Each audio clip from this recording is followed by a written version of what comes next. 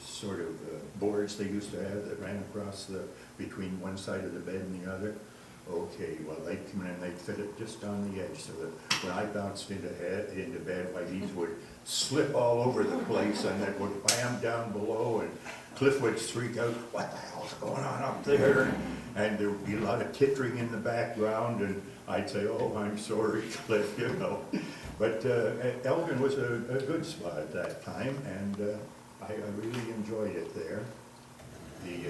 The last year we had to go to Athens, and that was good because we had Alec Patterson as our bus driver. And Allie could tell a weird story, and he could also scream and encourage us to go into the ditch, you know. On the way to school, the roads weren't cleared too well on those days, so if he got stuck, he'd say, "All right, you fellas, get out and get me out of here." Well, we'd shove him into the ditch. And then he'd melt all the snow around him, all the snow, and we'd get the car out. They were cars, they were old cars, and they held 13 of us apiece.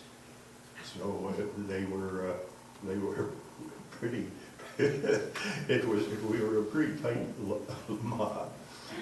Only one other thing about that I want to tell you is that Cliff Pennock's wife was tremendous. She was like a mother to me because most of the time I was spending, you know, a big part of the week out there. But Ella had a very neat system of getting people to come in and get their hair cut. She used to go to every church in Elgin. Now, in those days, Elgin was divided. You were a Protestant or a Catholic. If you were a Protestant, you went to Holidays. If you were a Catholic, you went to Myers. If you wanted to go to a doctor, you went to Doc Kuhn, who was a Protestant, and I forget what the name of the other one was, but I know that it was quite a booming thing. But Ella, she never missed going to a funeral. Didn't matter who it was or what it was or where it was. Ella went to the funeral, and she'd cry and cry and cry, and there was only. Cliff was so busy with his barbering that he didn't have time for anything else. And it was simply because of the fact that Ella was one of these people who really was above and beyond the little battles that were going on at that time. And I look back at them with a great deal of reverence because they were great people. You might have a question for me. I'm sorry I spent so much time on that. But I'm watching Teresa. She's going to give us the nice okay. 5 more minutes. Okay, okay. 5 more minutes. Well, I love all these stories, but I love the fact that it just seemed like such an idyllic childhood, and those were the days before parents walked their children to school, as they do now, and I got the feeling from reading this that you were pretty free of parental controls. After a certain age, you were out fishing and hunting and trapping and doing all those wonderful things. But you got to be a guide, a certified fishing guide, very young. How old were you? About, let's see. 16 maybe? Oh, no, earlier than that. Earlier than yeah. that? Wow. When I was, I think 14 going on 15. Wow. Yes. And there's some wonderful photographs in here of Don with his, usually American, it seems to me, clients. Yes. Who would come and, I noticed though that you never give away your secret fishing holes. Oh, no, absolutely not. Even though I'd I love can't to get know to where them they are. now.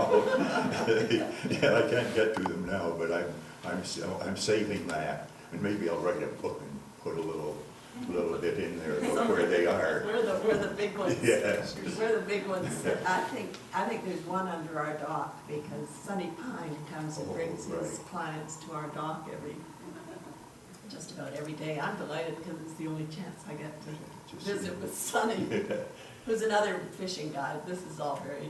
But do you want to tell us one more quick story from this book? There was one that I'm fond of, and that was about my father. My father, after he retired, became a fishing guide, and he was well into his late 70s when that occurred. And he had a client who came up from Youngstown, Ohio, and he was what would you call it, a judge. And when he was up in Chafee's, he used to just let everything go, you know, all his frustrations of the year suddenly went out the window, and he would drink a little bit too much. And he and Dad used to go together. My dad rowed the boat and he fished from the back. One time coming across Indian Lake, why, the guy shouted up at him, he said, "Herm, I'm going to jump overboard." And Herm said, "Go ahead, you damn fool." And he did. He got up and he jumped overboard. Well, now, Dad was in no condition to be able to handle this guy in the water out in the middle of Indian Lake, because there's a lot of weight, there was a lot of water up there. So what he did, he took a rope that he had in the boat, he whipped it around the guy's shoulders, tied a knot in it, started up his motor and towed him ashore. And yet the guy came back the next year. Anyway, I think we should probably wrap it up, but this is truly a wonderful book. We've enjoyed it. My husband George is at the back, and he's read it twice, I think. Anyway, it's just full of wonderful stories. There's one good one there that you should read. It's a longer poem about a journey on the Rideau, and everything about it is true. So if you read it,